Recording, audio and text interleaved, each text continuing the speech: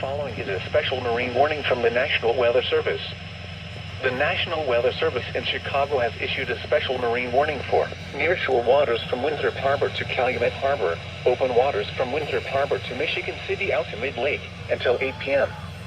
At 5:59 p.m., strong thunderstorms were located along a line extending from Pleasant Prairie to 10 nautical miles northeast of McHenry to 27 nautical miles northwest of Elgin, moving southeast at 35 knots. Hazard: wind gusts 34 knots or greater.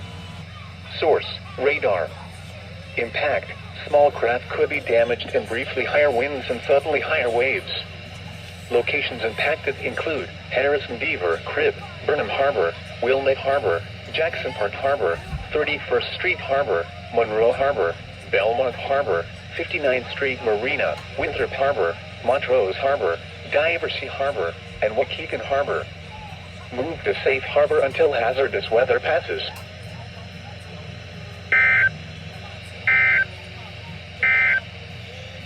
The following